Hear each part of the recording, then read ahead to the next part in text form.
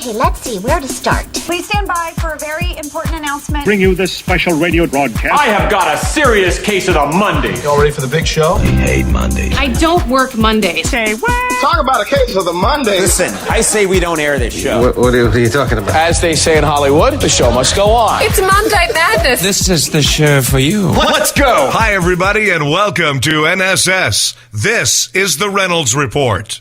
Executives at Sony are bracing themselves for a fresh wave of embarrassing information being leaked to the internet by those responsible for the hack. Sony music bosses are particularly concerned about details of artists' contracts, including live performance riders being made public in a new wave of released emails. Sources say that pop stars' diva demands in their riders, salaries, contracts, and personal information are all expected to be released. Artists signed to Sony labels include Beyoncé, One Direction, David Bowie, AC/DC, Barbra Streisand, and Adele. It's also thought that Bruce Springsteen and Meghan Trainor may have been targeted as well.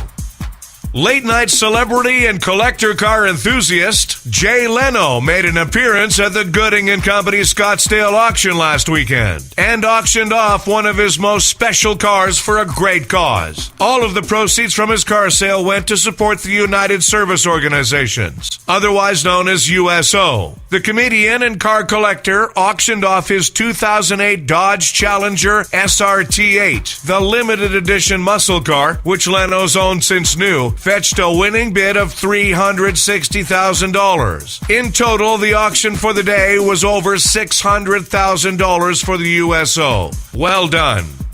New Jersey Governor Chris Christie announced that he's taking control of financially troubled Atlantic City. Yes, effective immediately, all poker chips are to be replaced with Pringles. In Mexico, a drone overloaded with meth crashed, which is understandable. That's what happens to practically anyone overloaded with meth. Museum workers in Egypt mishandled the mask of King Tut, damaging it beyond repair. So now the museum will only allow people to see it in dim light, essentially the same strategy Kenny Rogers uses on dates. An adopted stray cat in Newfoundland was found to have both sets of sex organs. So now it has to be both spayed and neutered. Well, that sucks. 1 minute you're playing on both teams and the next minute you're sitting on the sideline.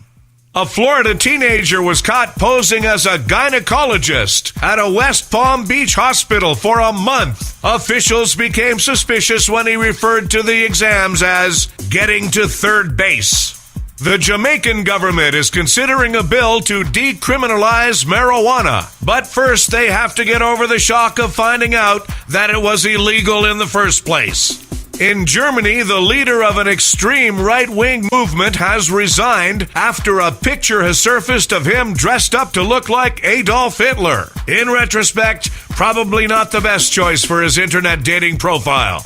3 college students went for a day hike in the Turkish mountains and got lost for a week, but they're okay now and just signed a deal for their story to be the next Reese Witherspoon movie.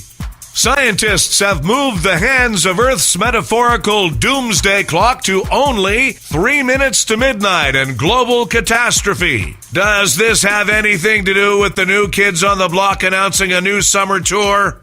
And golfer Robert Allenby's story of getting mugged and kidnapped in Hawaii is falling apart. Now a witness says the marks on his face were from falling down on lava rocks outside a strip club while being drunk. In other words, this Aussie's dingo is short one baby. Thanks, everybody. We have a new episode of The Reynolds Report for you every weekday. Be sure to check out the Being Frank Show starring Frank D'Angelo, live Tuesdays and Thursdays at 3 p.m. Eastern here on NSS.